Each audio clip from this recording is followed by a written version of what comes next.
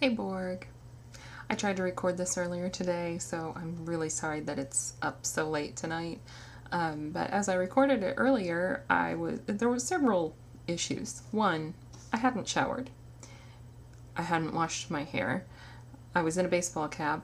I had on no makeup. And I looked, in general, pretty bad. Second issue was that I rambled a lot.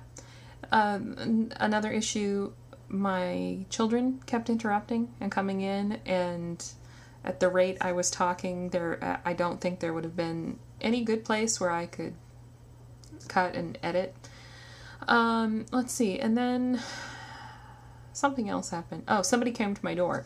And then that ended up taking a long time, and it was just easier to wait till I had taken a shower and put the kids in bed tonight and collected my thoughts a little bit more.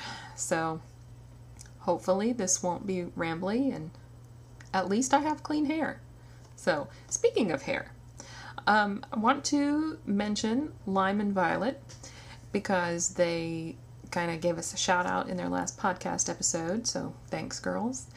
And they specifically mentioned what they termed very cute flippy hair, and I have to say that just made my day, because pretty much the highest compliment you could pay me on any given day is to tell me that I have cute hair, really. So kind of shallow, I know, but come on, good hair is good hair. Who's gonna argue with that? Anyway, so of course they gave Rose some great props for being just adorable and all that stuff too, which of course she is. And anyway, so thanks Lime and Violet for the mention. And yeah, so crafting. And I'm gonna give a little disclaimer here because I've been very bad about the multi crafting lately. It's really been just about knitting for me lately. I did do a scrapbook page not too terribly long ago, and that was kind of fun. And I would like to get to a point where I had maybe more than just one page to do, or some pictures that I was really just dying to do. I think I might get into a little bit more if I knew I was going to do it maybe over the course of a few days, and that, in my mind, that would justify getting all the stuff out and having it out for a few days and then being able to put it away. So yeah, I'm sorry for you non-knitters. It's all I got right now. Hopefully that's going to change over the course of the summer. I do have some sewing projects that I want to get to, so I will of course be sure to mention them. What have I been doing? I am teaching a class tomorrow at the local knit shop, one of the local knit shops, and the class is called Short Rows Unraveled, which it really should be called Short Row Heels Unraveled. Because it's specifically about heels, not just short rows in general. I taught a sock class last year and introduced probably way too many things at once, and apparently some people have been fussing about the whole short row heel thing, and so we thought it might be a good idea to just do one class strictly devoted to the short row heel and how to work it. So I decided that we would go with bigger yarn, not fingering weight, and not even in the context of a sock, just making strictly a sample for this class. So I took some Lamb's Pride Bulky and made a little heel. So as you can see, it's not a sock, it's just a heel. And so this is what they're going to do in class tomorrow. So I did 18 stitches, so it can be evenly divided, 6 wrapped stitches on either side and 6 regular stitches in the middle.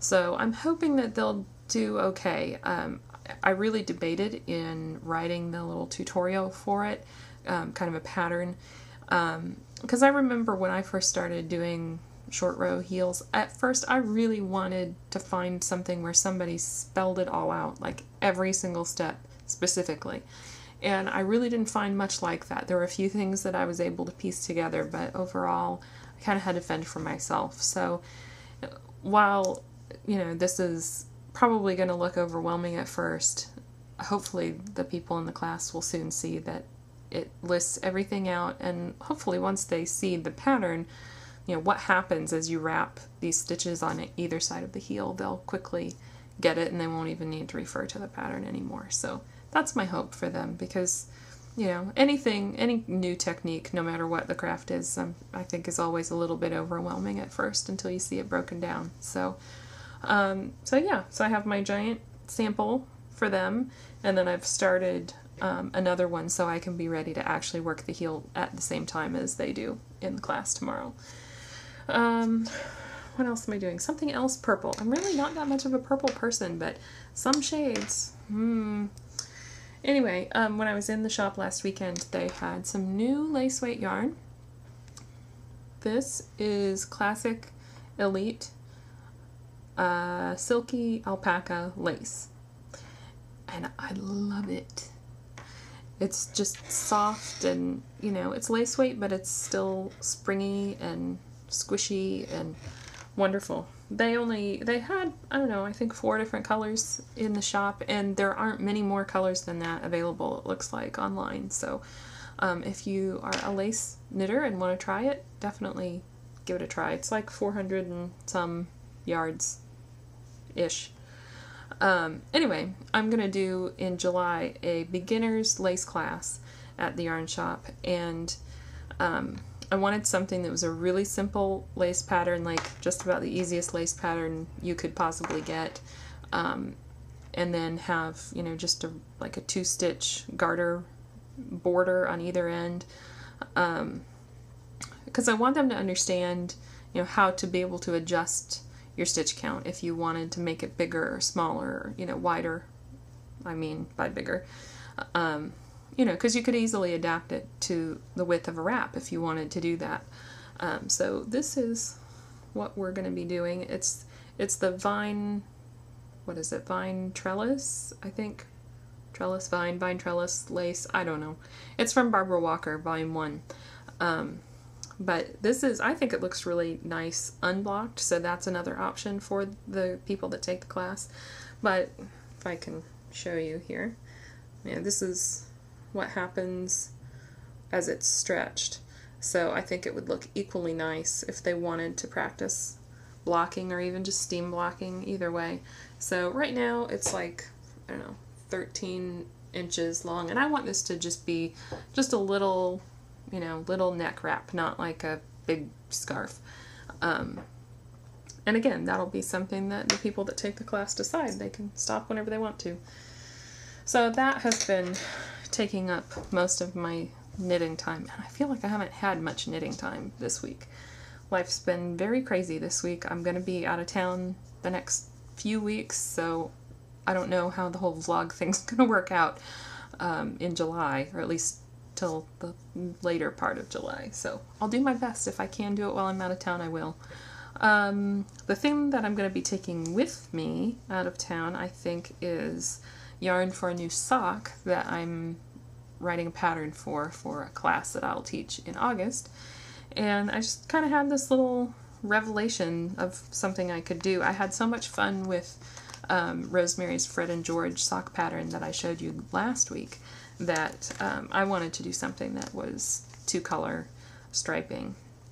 But I also want to add an actual stitch pattern with it, not just plain stockinette. So I brought home from the yarn shop these 2, there we go, Panda Silks sock yarn.